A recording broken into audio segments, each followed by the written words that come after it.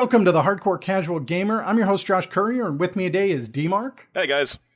Hey, and we have two very special guests from Discord Games. We have James Petruzzi. Hello. And we have Tim Dodd. Hey. And do you still want Dude? Because I can add that in right now. Sure. Tim Dude. Yeah. Well, these guys have agreed to let us interview them, so we had a couple of questions to nail them to the wall. I mean, ask them really nice, sweet things. So, D-Mark, why don't you go and start off with it? All right, so I'm always curious about kind of the origins of game developers, so I kind of want to know what was like your first introduction to games and what really kind of got you started into that world? I think Tim was actually my introduction to even realizing it was possible to make games, and he was doing that stuff. When did you start, Tim? Back in like high school? Yeah, I started really making games in high school, but from what I recall, the game that really got me inspired to try to make a game was Myst. And I was determined to make Myst. Like, I had no idea how games worked or how they were developed, but I knew, and this was before the internet, so I had Paint and I had the wave recorder, and I recorded sounds and made, like scenery and stuff like that. I didn't make a game, but you made MS Paint doodles with wave files. Yeah. Awesome. Yeah. So how did you do Wind? Was it the cardboard paper tube and a wax paper? Basically, yeah. Just making sounds into, like That's clinking amazing. things together, like so. But yeah, the game you're talking about, James, was like kind of like a Final Fantasy like 3-ish game. I mean, it never got finished, and it was only like a piece of the game, but But it was actually my introduction to Tim, because we had a mutual friend, and he was like, "You got to meet this guy, Tim. You guys would be best friends." So he takes me over to Tim's house, and there he is on his computer, and he's just like working on the game. I think he was like working on some battle scene, and he showed us stuff, and I was just like completely blown away that you could even do something like that, because this was way before even indie games were a concept. And I think this was back in your high school era. Yeah, so this is probably like 1990. Yeah, 99. It's probably like 97 or something. Yeah, because I was a freshman in like 98, so it was definitely right around at the end there. So, but you were doing that in Visual Basic, right? Yep. Okay, so it wasn't like RPG Maker. We're talking even before that. Yeah. Okay, nice.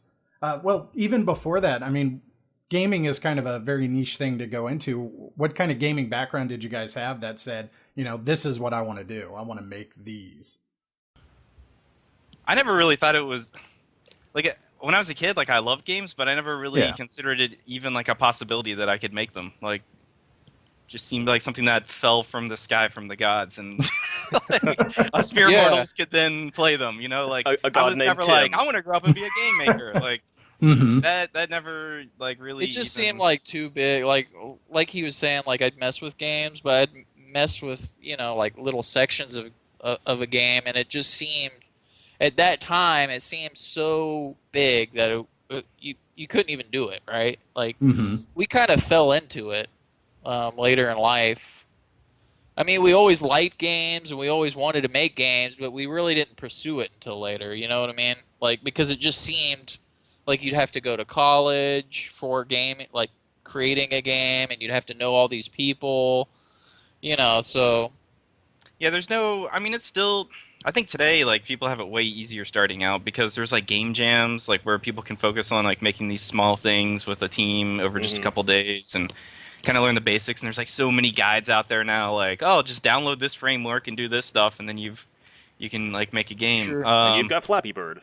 Yeah, exactly. Yeah. But we didn't really start actually making stuff together until way after high school. Like, he graduated and went into the Navy, and then I graduated and kind of went to college for a couple years, and then I was working at a help desk, and I had seen something. I can't remember where I saw it now. Some website or something was talking about Torque 2D, and it was like the only reason I was so excited about it was because I had switched to Mac, and like the thing ran on Windows and Mac, and I was just like, oh my god, I can make games on my Mac. Like, this is the most. There's something for the Mac. Yeah, there's something. That's kind of an oxymoron, isn't it? Yeah. Well, I had originally got the Mac for audio production, and then I kind of fell out of that because I was making music with our musician now, Jimmy.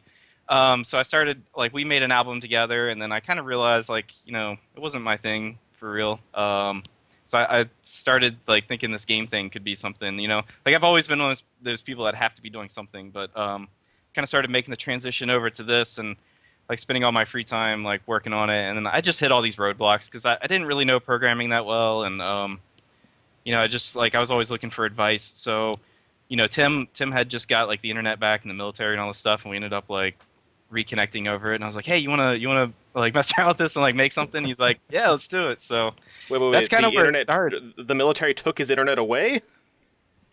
Well, I Probably think basically, I mean, you don't really when you're like I was in the Navy, so you're on a ship. Got it. you know? Okay. So you were away in the military. Okay. Yeah. That makes more sense now. Yeah. Like, what Yeah, kind of it's like programming were you down getting to into before games? Right. finally got the internet. Yeah. I have the internet. What is this?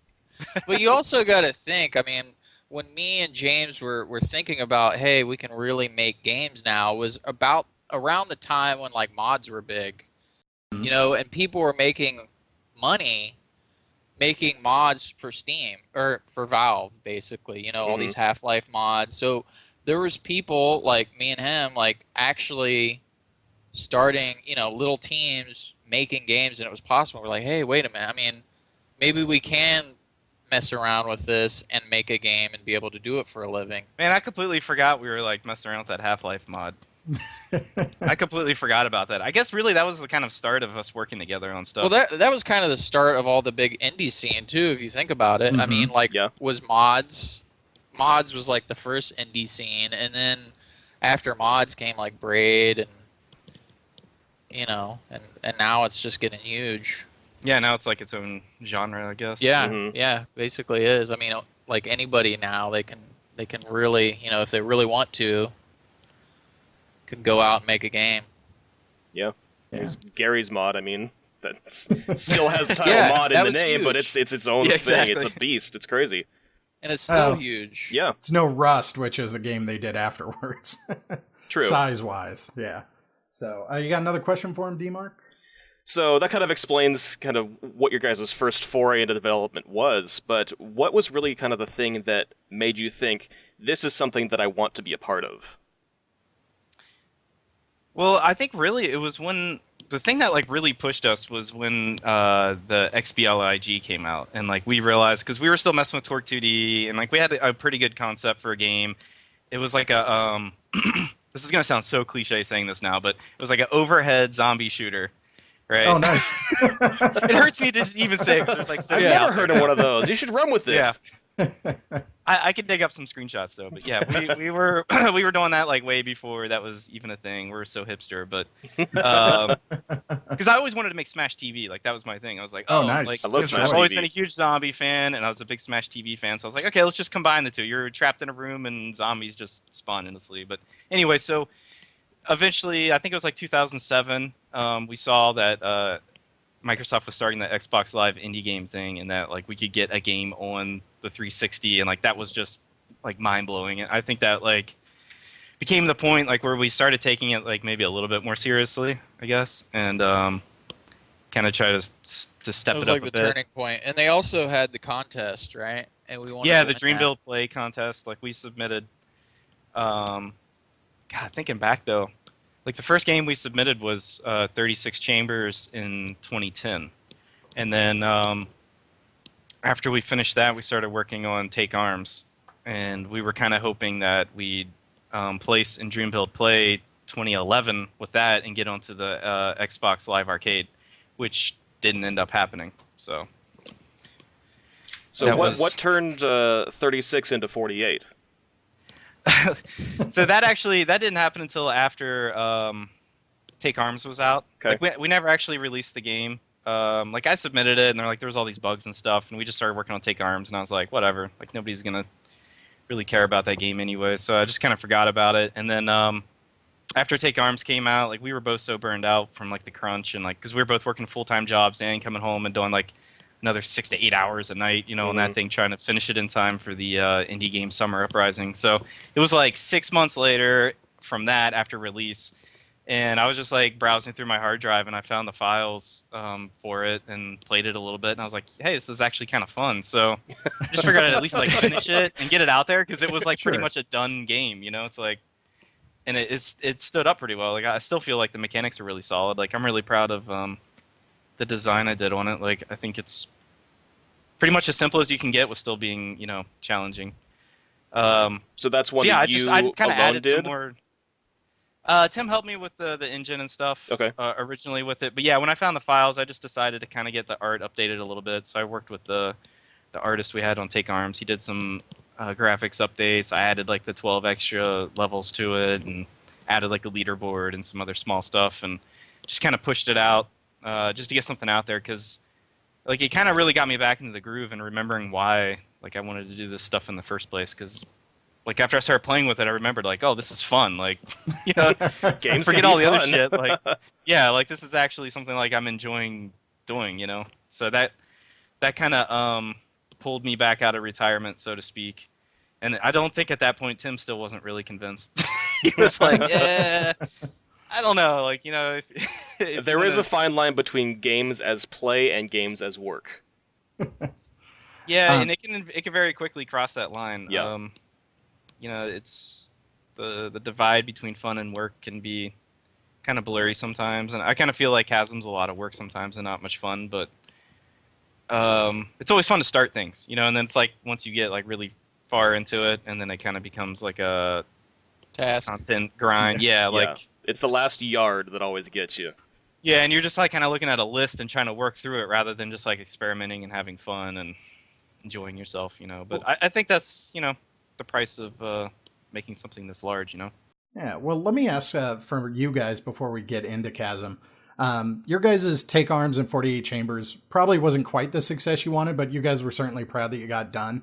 I read in a previous interview that you guys weren't too happy with how Greenlight was. Can you talk a little bit about that?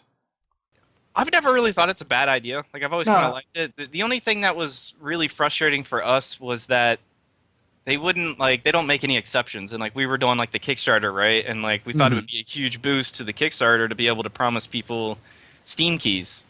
But you're kind of like locked into their process, like where, oh, well, just wait till the next community vote or whatever. And like the way that the Kickstarter was laid out was that there was another community, or it's not a vote really, I should say, like whatever their picks were, right? Sure. Which was really vague. Like it was really vague in the beginning, like exactly what was getting pushed through because they were only doing like 10 titles a month instead of the 100 they eventually decided to do. Mm-hmm.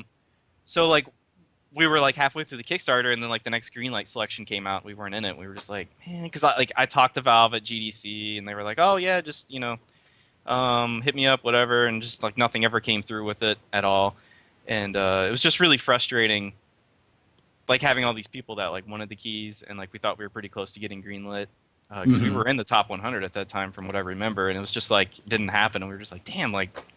You can't make one exception, but that's how it always is. Like if you make exception for one person, I guess you gotta do it for everybody. But Right. But yeah, I don't know. Like Greenlight is definitely its own whole issue as far as what's going to be happening to or what is and will be happening to the Steam store. Okay. Do you have anything to add, Tim? You've been a little quiet here. No, I mean, James, he basically went through all that. I mean, he was kind of the handler for Steam and for the Kickstarter. I mean, in the backseat, I could say a lot of things, but I mean, he's mainly been dealing with that, Sure. So I don't have too much Tim to actually say didn't about jump back onto the project until after the Kickstarter. it. Yeah. Like I basically developed the prototype and took it to GDC and did the Kickstarter. And when I was doing the budget for it, I was like, dude, if we can raise an extra, whatever K, will you quit your job and work on it full time? And that's basically how I finally got him back into it. Awesome. Yeah. Was to convince him that way. So he really didn't get back into everything until last May. So okay. Well, we should say, and for anyone who doesn't know, you guys had a very successful Kickstarter for Chasm. So that was great to hear. I know D-Mark here has been doing nothing but ranting and raving about how great that game looked. So that was definitely one of the reasons we want to get you guys on, so D-Mark can just be happy. We're glad to make appreciate it. Yeah. We're not worthy. So, do you have a question? You guys want to start talking about Chasm? D-Mark, did you want to give him a question? Yeah, I'm curious. Where'd the name Discord come from? So that's actually kind of stolen from Discordianism, which is kind of like a joke religion. Okay. Okay. Yeah. Perfect. There you go. Enough said. Okay. They're Was there ever an religious, got it. alternate name at all, or was that just Yeah, that's what it we is? started out, like when we first started making stuff, like this was like way before we actually released anything. We were unemployed software, and that was because I was unemployed at the time. Like I couldn't Okay. get a Nice. job anywhere, so I was like, unemployed software. There we go. But yeah, I don't know. Discordian. Yeah, I liked that one. Yeah. I think it just has a ring to it. You know, it really doesn't have any meaning behind it towards us. Yeah. But it's We had a just one great of logo those- too. I mean, It was like a dude in a trash can with like a trash can lid hat. hilarious. Awesome. But Discordianism is something Jimmy, our musician, had introduced me to back in college, and you know, it's just kind of like its own irreverent joke type thing, and kind of absurdist philosophy. You know, like it's got like a lot of great philosophical points, but like just like how they present it is hilarious. So I just like the way that it kind of subverses things, and I've always felt that we don't really go by, you know, what the mainstream thinks is right. So it seemed like a good fit, you know. And Nice. on Okay. that token, going against mainstream, what does the term indie mean to you guys, and is that something that resonates with you? Yeah, Tip. define it for us, because we Yeah. argued over it just constantly. Well, I Exactly. think it does. I mean, I think the meaning behind it is that, you know, I mean, basically what it is, it's you're independent. You don't have to answer to anybody. So you don't have like, A publisher. yeah, you don't have somebody dictating what the game should be. You know what I mean? Like when you develop a game, you don't have some analyst come over who has nothing, you know, doesn't know anything about games, but he looks at a chart and says, well, first-person shooters are big right now. Unicorns You know, are that's ranking what- real high on the 12 to 14 So your category game right should now. be like Overhead that. zombies, that's where it's There at. it is, yeah. I mean, No, I so you totally get, agree. It's definitely changed. It's kind of like an evolving term because like when it originally was kind of formed, it meant independent of a publisher, you know, and since then, like all these indie games even came out on Xbox, which means, you know, if you came out on Xbox 360, it kind of means by definition you weren't independent since you had to have a publisher to come out on Sure. XBLA. Mhm. So, you know, like the term has always been kind of nebulous. I think like really it just comes down to the fact that it's smaller teams making games like, you know, that they want to make and not, like Tim said, not up to the publisher. mainstream. It's not Like like, I've never wanted to be like indie though, like label wise. Like in my mind, like I've always looked at like games that were made in like the 80s, early 90s. Like they were small teams just like us. Like that's like what I always pictured was Sure. starting a small company, not, you know, trying to drink out of mason jars and not bathe and yeah. whatever. I hipster think you stuff, missed something right up here. Yeah. Well, since we are talking about your games, why don't we get into Chasm? Can you guys give a brief synopsis of what that game is for our listeners who haven't heard of it yet?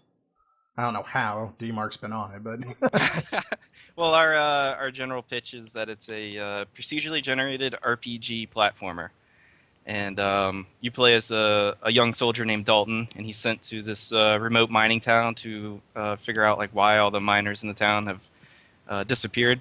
And when he gets there, he realizes that he's trapped in the town now, and basically has no other option than to delve down into the mines and figure out what's going on.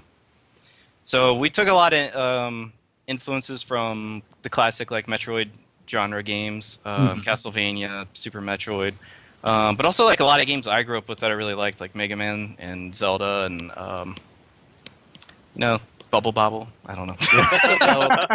It's definitely a meld of a lot of classics, but, you know. And I know, James, you've been talking a lot about Dark Souls on the forums lately. Yeah, we've been trying to like update it a bit, you know, and you know, I was like playing Tomb Raider and Dark Souls and a lot of these games, like newer games recently, and it's always kind of like walking that balance line because you want it to have that retro feel, but at the same time, it's like you want it to be updated and relevant and bring new things to the table. And we had just been like looking at like a lot of older games for inspiration. So like, you know, it was a conscious decision to kind of bring the game up to modern times, so to speak, without changing it too much, you know. So we've definitely incorporated some design philosophies from like newer stuff, and we're trying to tie in things like you wouldn't have necessarily seen. Like if this game was on Super Nintendo, you wouldn't be expecting to have like journal entries and stuff that you unlock like newer games. Like just the small stuff like that. Even I think is a big difference. Like as far as like storytelling and the way that mechanical hooks are set up, for the player. There's a lot of recent games that have been coming out that have also been kind of side-scroller roguelikes, most notably Rogue Legacy, and not quite a roguelike, but Shovel Knight. I don't know if either of you guys chance play those. Has that given you guys any ideas? Have you tried them at all?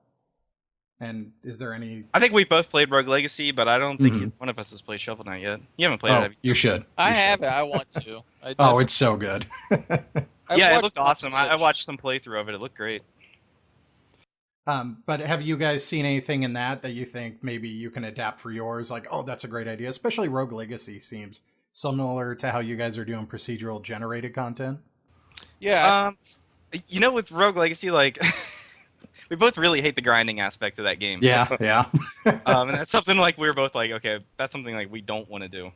Like I think really more than anything, I'm sure Tim can attest, like, usually, like, when you look at games, you're like, okay, these are the things we don't want to do, rather than these are the things we want to do. Mm-hmm. Yeah, for real. Yeah, it's always the things that we Rogue hate Legacy... that stick with us the most. Yep. But we also look at the positive sides of things. I mean, both Rogue Legacy, I can't think of... like, like how they build the dungeons and a lot of technical things. But we also look at the negatives. So... we're very critical on games. I mean, even games that we really like, we're like, let's not add that. Even though they do this, let's not do that because that's annoying, Yeah, well, even like Dark Souls you just mentioned, like there's things in that game we don't want to do. Like I don't think either one of us would consider like not letting the world pause if you like go up to the start or something like that. Like, right. God. Oh, God. There's just... you draw the line somewhere, like... Yeah. So I read a very in-depth kind of behind the scenes how Spelunky does its procedural generation and map design. Can you go a bit into depth as to how you're doing what you guys are doing and how that kind of makes your game unique? Yeah, we're definitely going more for handcrafted content rather than like actually procedurally generating the content itself. So basically, like I'll design like a room. Well, I design all the rooms from scratch, right? And then they're kind of like in concrete, so to speak. But the procedural part comes into how it's all connected into the area. So the map itself is procedurally generated? It's more like, okay, what room is going to be the next one over? Like when I change screens, like that's the part that you're not really going to know. So basically, like I think for the mines area, the first area of the game, we've got like somewhere around 70 or 80 possible rooms. Wow. And then each time you play it, you basically get like 50 of those or something. So, it basically like looks at this big repository, generates it out into like a structure, and then the enemies in the treasure are also procedurally generated, like where they're at, and like... So even if you come into the same room, like it might have a different set of enemies in it kind of thing. But we really kind of lean more towards...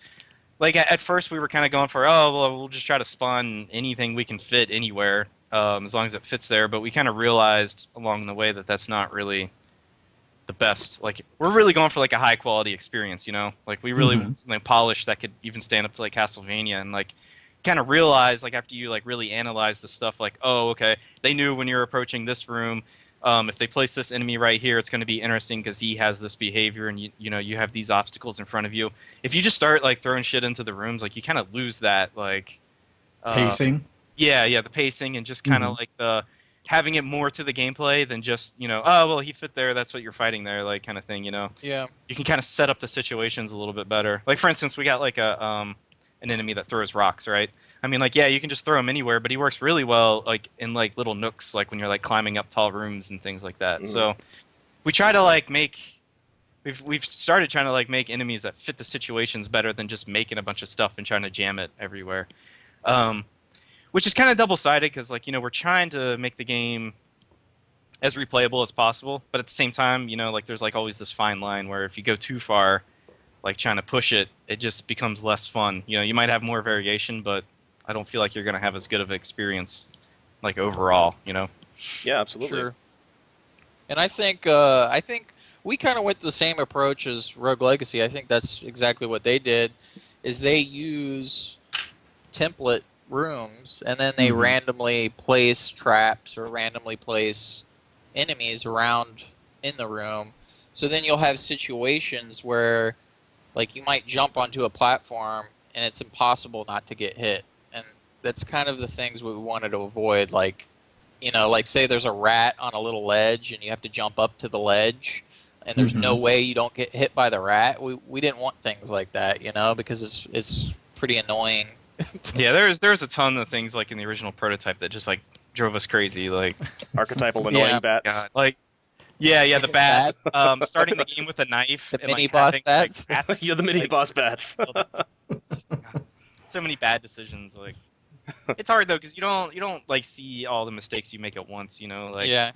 And like the hard part too is like people give you feedback, but it's not necessarily like they kind of see the problem, but not really. You know, so like okay, if it's a problem that you have to crouch, like you're constantly crouching and like kneeling and stabbing rats with a knife, their solution might be, oh, you should start the player with a sword, not that.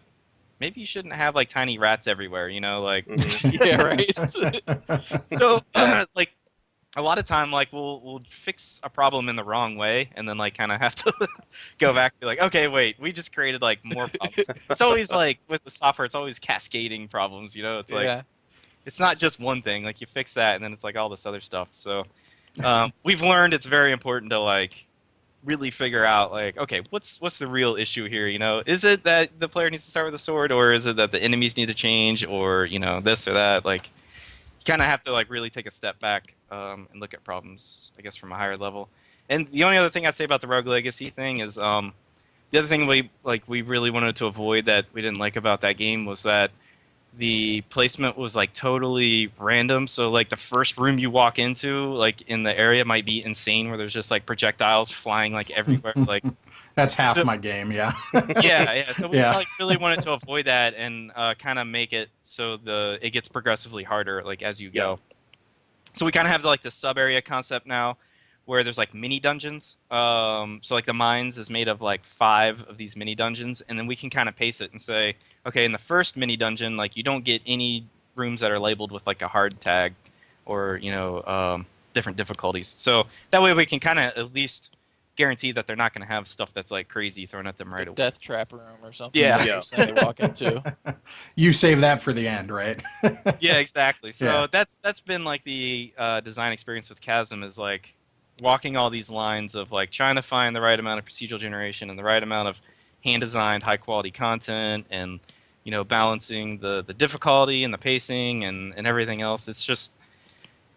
And we haven't had a lot to look at, you know? Like, I'd say Rogue Legacy is probably the closest thing to what we're doing, and I think Chasm is a lot different. And speaking of Spelunky, we loved Spelunky. I don't even think there's one negative thing we could say about Spelunky, but it's got a whole different kind of... Like, we looked at Spelunky in a lot of aspects of our game, but... Spelunky is a lot different than our game, like in a lot of ways. So it's there's a beast lot of of its things own, we couldn't definitely. really, because it's something you can pick up and just play over and over and over. It's more arcade, you know. Like we talked about doing like the roguelike procedural or you know, permadeath and like all that kind of stuff. Where okay, you start a game of Chasm, you make it 3 rooms in, you die, like you start over, just like Spelunky. But you know that when you start like analyzing some of these things that sound great. Then you're kind of like, well, you can't like really do any kind of character building, you know, like we'd have to take out like all the equipment and like all the kind of stuff that like really makes the game feel like it's part of like that kind of old school Castlevania genre, you know, RPG. A lot of story would likely have to go by the wayside. Yeah. It's exactly. Like you scrap all these things, and I think we had kind of built up in our mind what we wanted the game to be, and then like. When you try to like mesh all these design philosophies, you find out pretty quickly. Like, well, we knew we wanted a Metroidvania-style game, and you know, you can't really have arcade elements like that, and unless you're in like hardcore mode or something like that. But in normal so we're kind of doing mode, that with the hardcore mode. Yeah. So what made you decide on the Metroidvania style? Well, it's just kind of like what we wanted to do, I guess. You've mentioned even Take Arms started that way, correct? as a similar sort of Metroidvania. And then, Take Arms started as Metroidvania 2. If you watch that Evolution of Take Arms video we did, there's some actual footage of. We had like an Alucard sprite in there and everything. Like, oh, nice. we've been trying to make like a real Metroidvania for a while, and that's the reason why we didn't with Take Arms was because we knew we weren't anywhere near ready. Mhm. we knew like we weren't even anywhere near content wise like had a grasp. So Okay. that's why that game like went multiplayer and why it did what it did. And I think we learned a ton from it. And I don't know, like Chasm's been tough because it's been like we spent a lot of time like trying to figure out what is Chasm. Like just because like we put out the prototype at the Kickstarter, like I think if we would have made that game and just like left it like that and added a few more areas onto it, like yeah, some people would have liked it, but it never would have been like what we want. Like we really want to make like a classic game. I think that's what Tim wants too. I don't know. Like we never. That's really what we want to play, this, really, and that's why we Yeah. want to play. When's the last Metroidvania came out that isn't like Castlevania or like where they reuse all the same stuff?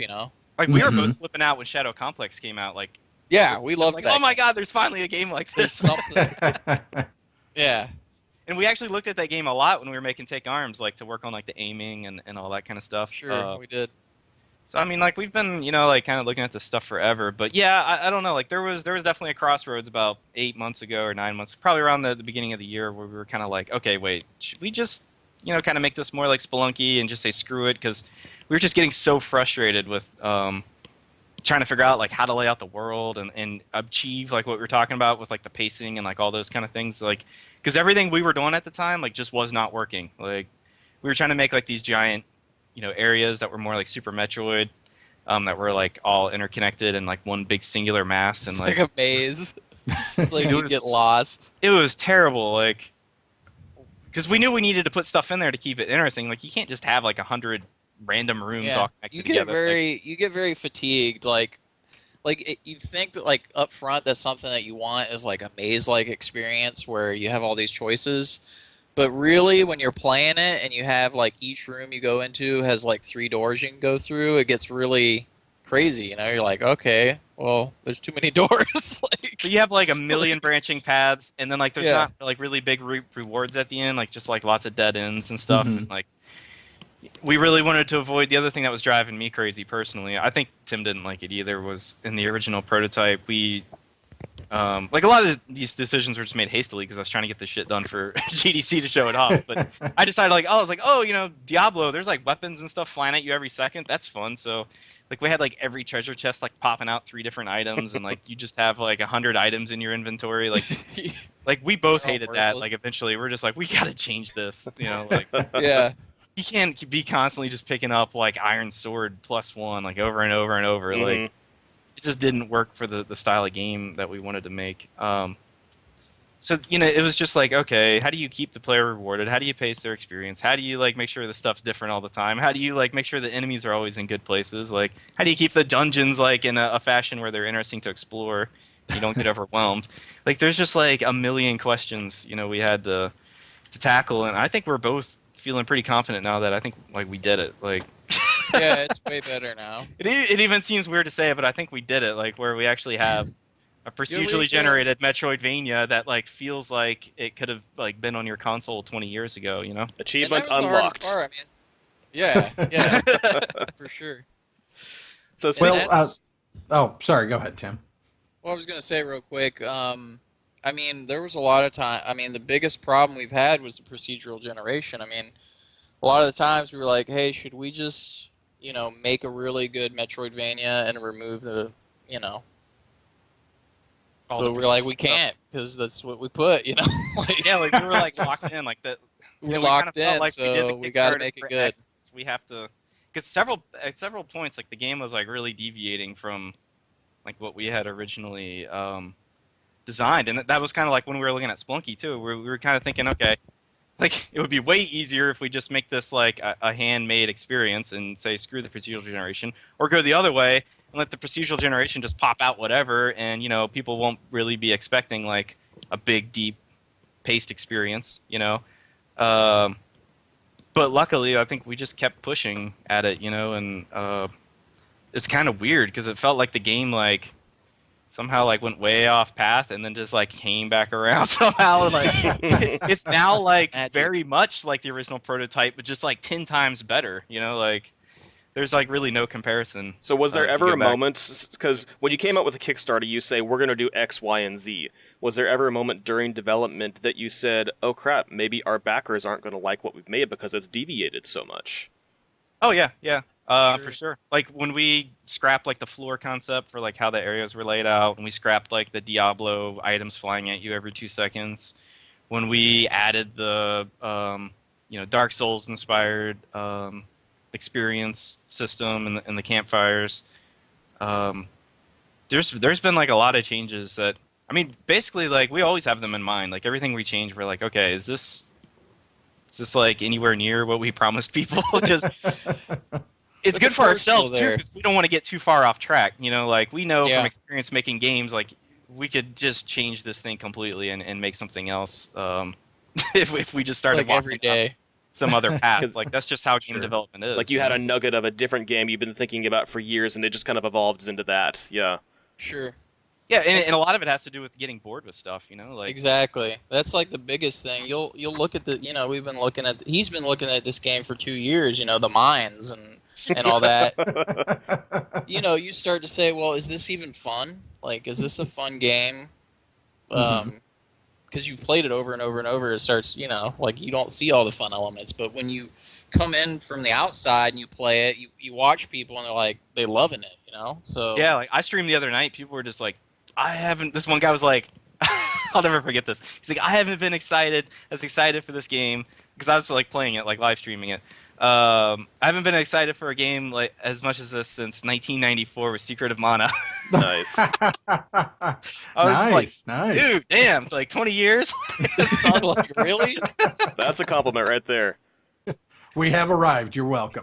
Yeah, so it made me feel good, because like that was like one of the first like we do like community live streams for like our backers to check out what we're doing. But the other night, like I was testing out that hitbox streaming, and I was like, you know what, screw it, I'm just gonna play the first area of the game.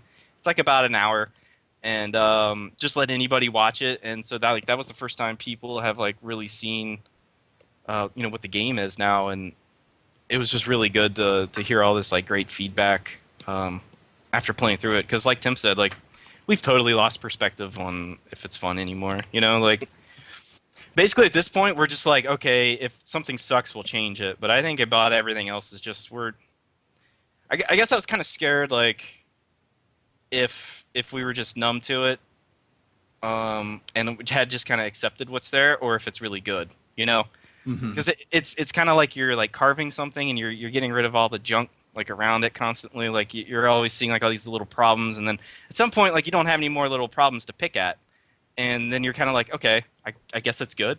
Like you don't, because you've been looking at it for so long, like you don't know anymore, but that there's none of those little problems, like there's nothing else you can really fix unless you like completely change things. So speaking of which, how has the community helped develop Chasm? So far, like, I mean, we post stuff and we get a lot of feedback, but I'd say so far it really hasn't been a whole ton of community involvement. That's really going to be coming up here when we launch the early access. And we kind of did that on purpose because, it's been tough enough for us to figure out what Chasm has been along the way.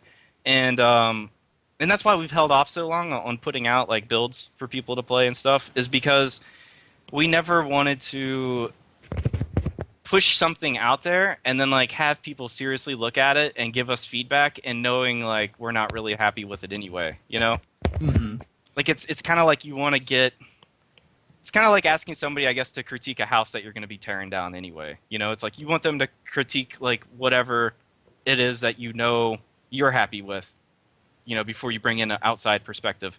And after just telling you all the problems we've had, you can see like we weren't happy with it for like a long time, and so we've always been like just trying to like wait and get to that point like where we knew feedback would be useful, and we're finally there now. So like we're ready to be like, okay, this is what the game is.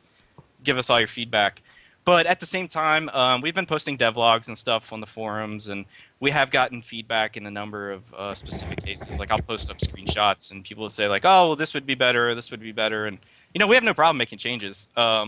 It's really just always been like, okay, is this worth people critiquing? Right. Something we haven't talked about yet, but you guys have a very striking visual style, and your music is fantastic.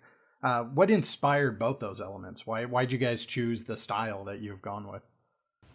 Well, I really wanted to do a pixel game from the beginning. Like that's like before Chasm was even Chasm. Like I was working on a whole other game, and I was like, this is going to be a pixel game. Like I wanted something that like reminded me of the games I grew up with that I still think are beautiful. Like if you look back at like Zelda: A Link to the Past, like I think that game just like nailed the aesthetics so hard that it looks beautiful to this day. Like it hasn't aged at all in my mind. Like a lot of games I'll look back at and be like, yeah, that looks pretty crappy now, but like that game is like so clean graphically, and it's just like every pixel is perfect in that game, and that's something like I really wanted to go after.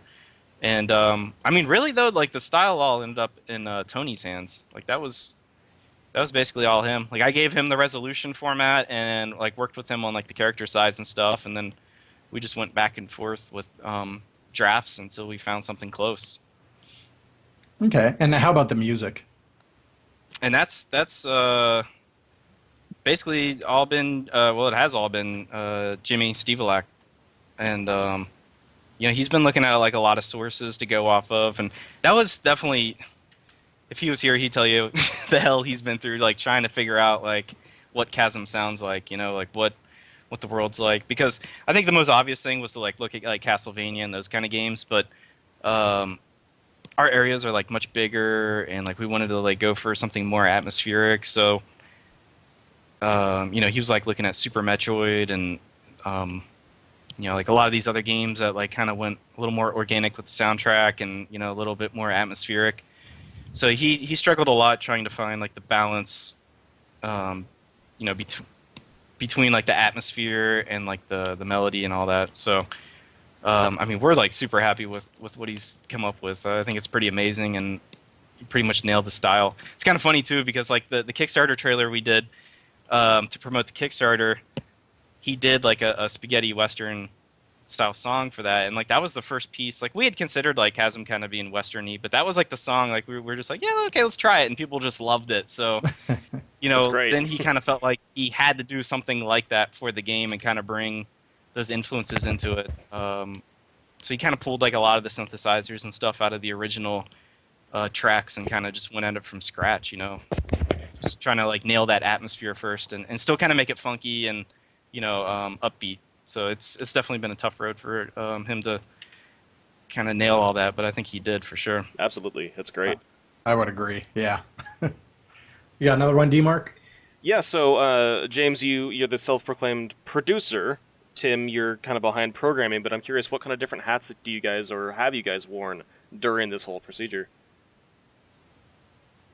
Tim's been like the engine and tool master for sure. That's I gave him basically what I did. I was like, here, sorry. Change all my code. everything I had did or done for the prototype, like it was like a lot of duct tape, stuff. Like it's kind of crazy if you go back and look at the prototype, right, Tim? Like the fact that like it all worked and it was just there was nothing there. Like there's no scripting engine. Like there was nothing. Like it was like the bare minimum to like pretty much look like a game. Like the editor was an editor from 3 different games, so I'd like click something and it would just blow up. Like, what's this objects button do? And I was proud of that thing, damn it. Game. So it's actually the editor I used for the Chasm prototype was the editor from 36 Chambers that had become the editor for Take Arms. Yeah, that didn't become the editor. We just went from scratch. It was like, all right, we're just starting from scratch here. Yeah. So that was another thing that kind of added to the development time. I think early on was like basically kind of taking a step back and being like, all right, what do we really need for the final game? And Tim's gonna make it so we can actually produce content quickly.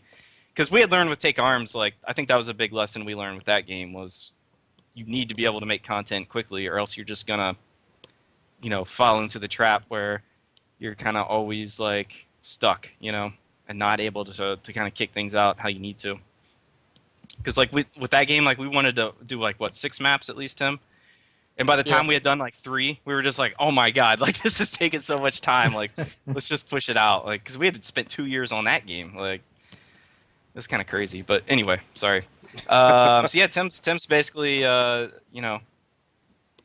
been the code guru, and I mean I still code every once in a while. Like I'll get my hands dirty with some AI stuff, or if I start rooting around in menus and things like that. But I've been mostly focused on like level design and enemy behaviors, and then kind of like keeping everything else running at the same time, making sure everybody's like working on stuff and Social media, The face. business. management. Yeah. Yeah. He's been wearing a lot of hats. Like whenever an event would end and I could actually get back to the game, I'd be like, oh, like this is actually what I do. Now I remember, like I don't just prep for a month for PAX or like whatever thing is coming up. Speaking of which, it is coming up. I'm not going. Not coming over here to PAX Prime. Couldn't pay me to go right now. Okay. Like, East was enough then. PAX East was a big learning experience for sure. I think if we did another show, like it'd be a lot faster because we were basically going from scratch, like having to produce all the assets for all the artwork and the banners and the just Plus, we like had no idea where we were going. I mean, we went onto Yeah. the floor and we're just like, okay, where's our booth? Like, everybody's like setting up everything. We're like walking around like morons. Like, yeah. where do we go? Where's our booth? And they just said, you go over there. Did they just point you we're somewhere? Or? busy. Yeah, basically. Well, all I will say is Sony is awesome, so Chasm will actually be at PAX Prime. I just won't be. Should be awesome. able to actually play like the latest version of the game in the Sony PS4 area. Well, like the latest demo, I guess I should say. That's Yeah. great. So I hear obviously you're going PS4. Any other platforms being hinted at? I mean, we've been looking into Vita. We really want to do like the crossplay and all that stuff, but it's the framework we use, Monogame, has like been held up in licensing restrictions forever. Well, actually, it's not Monogame. It's the Mono VM runtime behind it. But basically, like there's been a roadblock that we can't get around. So like we've just been kind of waiting. Okay. We keep hearing like, oh, it's gonna hopefully next month. Like, yeah, this is all gonna be worked out. But it's just it's been like 4 or 5 months now, so Okay. I'm just not holding my breath anymore. So it's a want, but a maybe eventuality at some point. Yeah, I mean, we'd love to. Cool. It's if the Monogame framework comes out, like we don't have to rewrite the entire game like we'd have to for Nintendo platforms Yeah. at this point. So it's definitely a much lower hanging fruit, I guess, than if we wanted to go to 3DS or something like that. We'd actually have to do like a full C++ rewrite for that, Right. So I mean, like we definitely love Nintendo platforms. That's what I grew up on, was NES and Super Nintendo before I switched over to PlayStation. But yeah, it's just getting the game to it. And as a small team, like I mean, we've had some offers and stuff, but like, it's just we've always taken the perspective that we don't want to bite off more than we can chew, and we want to keep things high quality and consistent, and we want to be involved. And like having that level of control, like kind of prohibits you from doing a lot of stuff. But I'd much rather not have my game on a platform than have it be there and be crap. Yep. So. That's always been something that we've looked at, and I mean we've gone back and forth about it several times. What we should be doing for launch. It's like, should we just do PC first and then do like Rogue Legacy or one of these games and like launch on all consoles later? Like how exactly do you do it? And it's like we're constantly thinking about it because like you read articles and it's like, oh, if you don't launch your game on like every platform at once, it's going to do like crap if you try to launch it there later, kind of thing. But And then you look at things like Rogue Legacy and Minecraft that have all What you're released doing. later, and They're doing Yeah, huge. yeah, Exactly. and they work, and it's always kind of like, okay, well, I guess if Chasm's huge, it won't have any problems, but that's Yeah, not really there you go. something you can kind of bank on. Well, speaking of huge, I hear that you're going to be in 12,000 retail kiosk stores. possibly, Okay. we're trying to get the demo approved right Okay. now. So But if that's this is approved, the then first time we've had to deal with, going through all the testing and checks and like all that kind of stuff. So 'cause, I mean that's huge. hopefully, That's if it gets through, amazing. That is huge. yeah, hopefully if it gets through, we will be on the fall refresh, they call it. So like every PS4 kiosk that's at like a GameStop, Best Buy, Target. Yeah, that's um, incredible.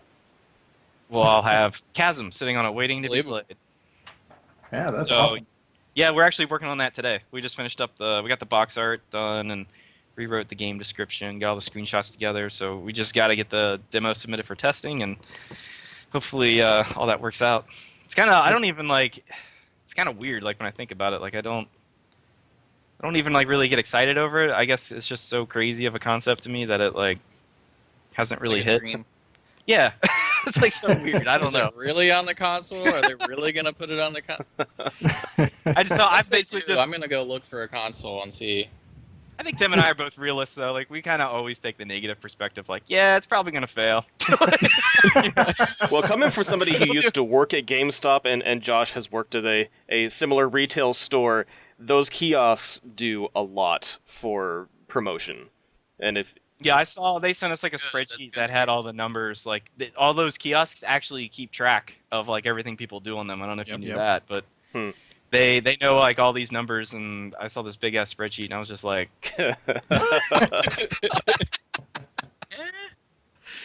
Well, I know you guys have been working hard on it.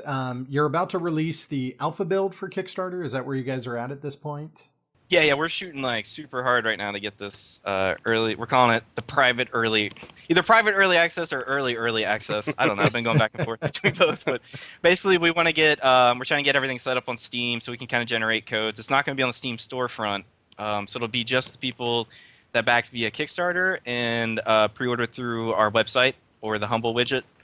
So they're going to get first dibs on the first two areas of the game. And that's going to kind of be our soft launch, so we can get people kind of playing it, see what the problems are with system, people's machines, and get like an initial round of feedback from people. And then our plan is probably around November to launch on Steam with the first three areas, plus all the feedback we've got from before incorporated. so that would be early access Awesome.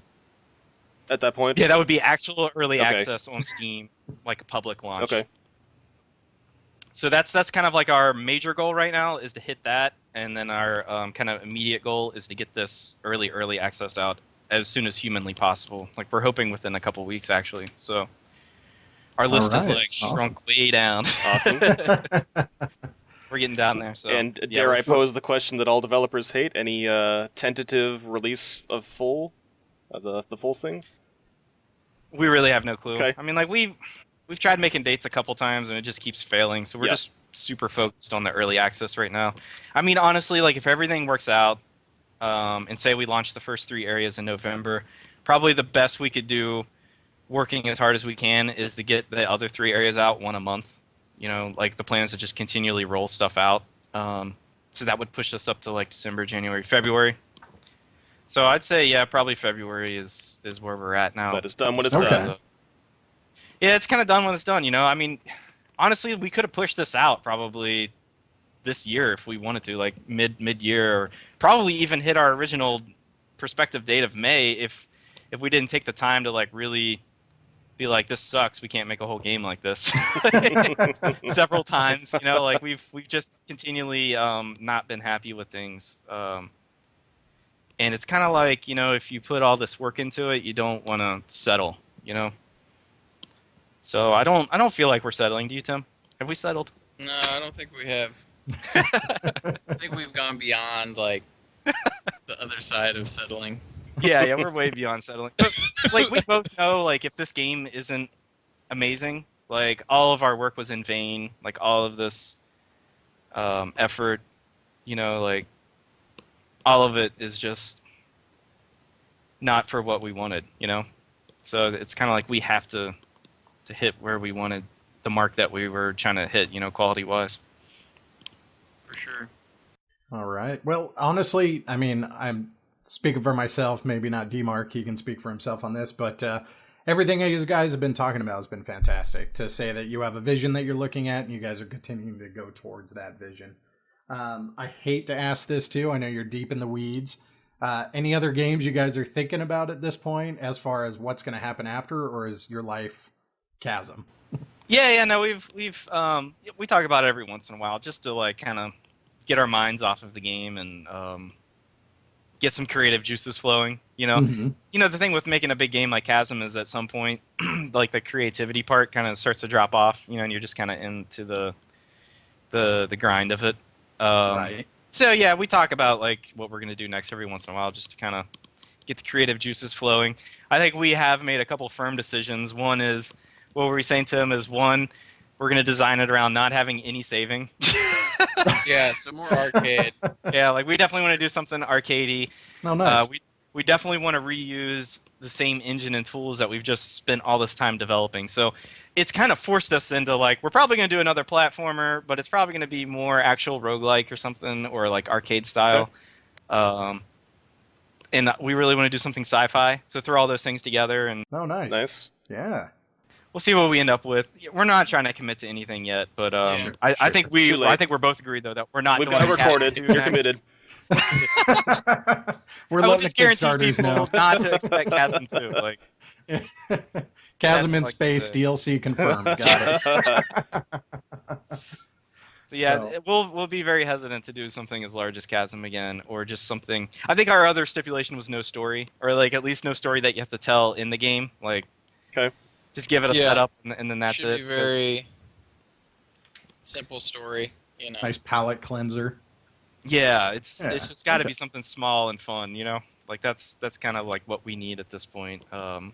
After we get all this out, because I mean, honestly, like I wouldn't be looking forward to doing another Chasm like right after this. Like, Sure. it's just been. I think we've had a lot of ideas for it. Don't get me wrong. Like, you know, we've talked a lot about what we could do Yeah. for a sequel. And I'm sure we're gonna do a massive game again. It's just the next game, you know. It's gonna be something We have to highly get enough polished, time- something highly polished, fun, but less worrying about story and things like that. We basically need enough time to forget how shitty it gets.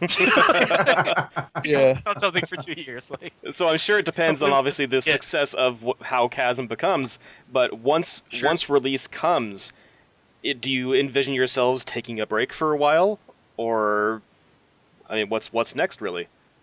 Well, hey, like I said, we're pessimists in all this. Like we're doing, in everything we do our best effort, but we always expect like basically the worst case. So I mean, like, you know, worst case if Chasm fails, like we'll probably be done making games. Like, you know, like we're both older in life now, I think, and you know, have other people to worry about other than ourselves. So it's kind of like, you know, if this doesn't work, it doesn't work. You know, this was the one shot. So, you know, if Chasm doesn't make enough to sustain us as a company and make something else, then I think we'll throw in the towel and just be really happy that we accomplished something huge. You know, like Sure. way bigger than anything I've ever attempted in my life. I know that. Yep. So who is the Bruce But, Wayne yeah. to James's Batman? But if it does well, then yeah, we'll probably do. I mean, we love like games that add on extra content and like do some updates. So we'll probably do support for a while. Do some. Sure, and like I made a thing as like all the games that I've bought on Steam that I haven't finished is after we complete this and it's a success, I'm gonna beat every game that I haven't finished on Steam. I have like over 100 titles on Steam. So that's like a year right Exactly. there. God, a buddy of mine I has promised my something like wife. 900 plus Steam games alone, not including the other games that he has. He has a problem. Yeah, it's those That's weird. sales. I you know. Like, those sales. You're like $5 and you'll buy it and you never even install it. You're like, Or you Wait play a it for like minute. 2 Uh-huh. minutes. You're like, all so right. I don't even look at the sales anymore. I mean, at this point, like. This last summer sale, it's like send him links every day. I was like, dude, it's only $1.99. He's like, quit sending me shit. I'm serious. Quit sending me shit. What Yeah. gets me are those stupid packs where it's like, oh, well, I can buy 10 games. I don't even know what 8 of them are, but Yeah, right. $4. Or humble bundles. Those are the worst. Yeah. I love me Yeah. some humbles, Yeah, but it's- oh god. Well, that stuff's kind of scary from a developer perspective. Like, a lot of games have been so devalued, you know, like, I don't even want to think about putting Chasm on sale at this point. You know what I mean? Like, as part of a humble bundle or something like that, where it's basically like you're selling it for $1. Like,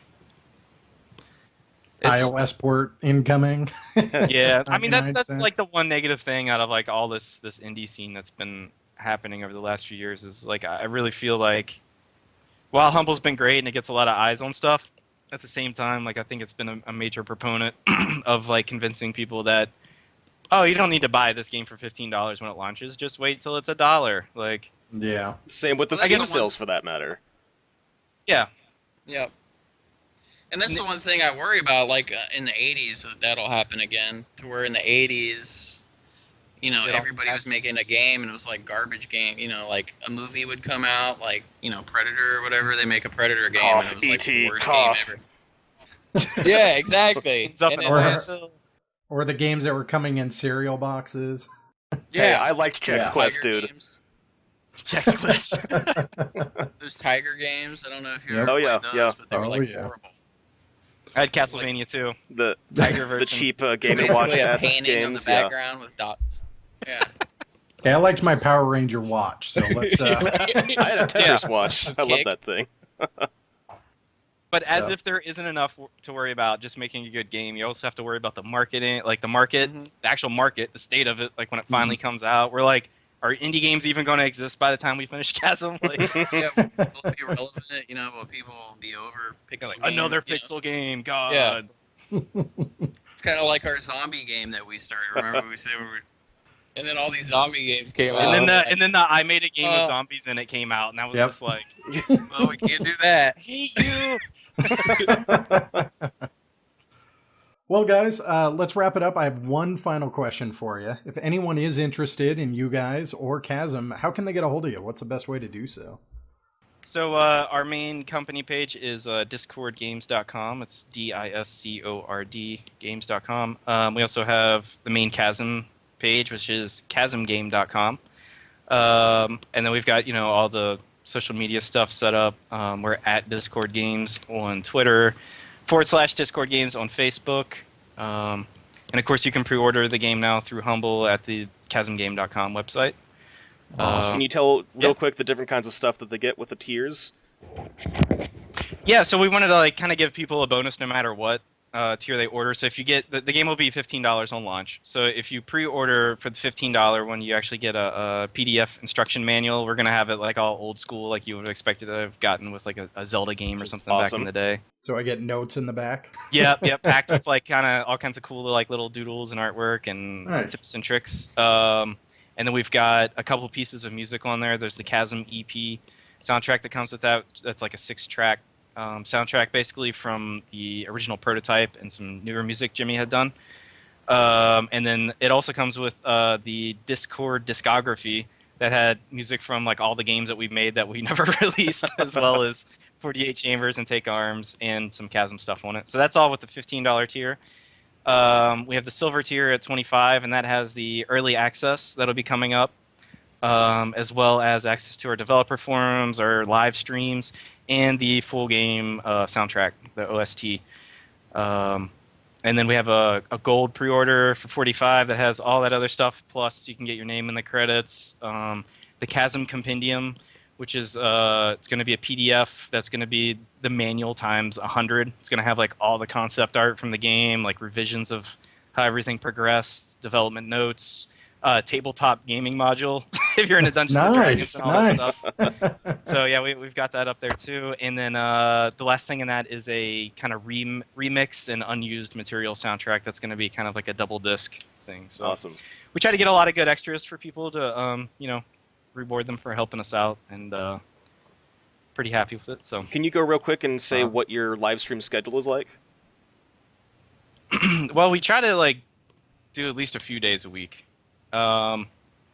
It's kind of tough because we've tried to schedule it a lot, but it just kind of ends up being a little random. We each kind of have a day to stream, but it really depends on if we have stuff we can show people. We try not to do huge spoilers on streams and stuff. Okay. So, but we at least try to stream at least 2 or 3 times a week at minimum for a few hours each time. Awesome.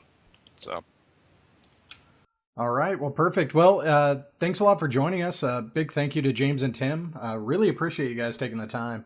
And again, I know it's super late for you guys, so we definitely appreciate thank you guys very, very Thanks much. A lot means for having us. Yeah. And of course, if you guys want to get a hold of us, send us some emails, information, you can check everything at hardcorecasualgamer.com. D-Mark's wearing the shirts. He's pimping us out here. So, all right, perfect. Well, that's it for Hardcore Casual Gamer. Have a good night, guys. Take care. Good night. Take care.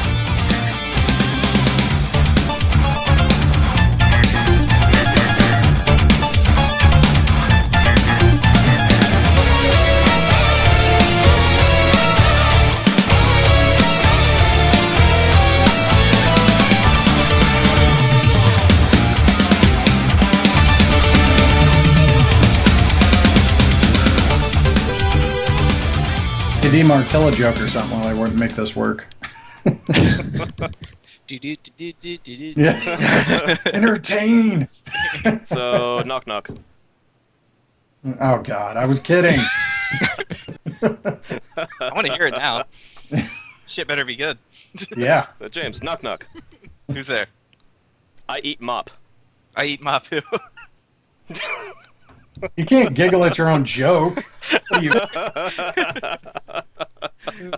Oh man, this shit. It's the simple things in life. Wait, you didn't tell a joke. That was it?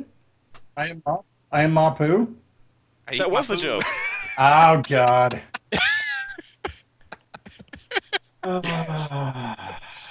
Start off on the lowest note possible. You can only go up from here. That's the good thing, you know. Exactly. Hey, I got it working. Woo.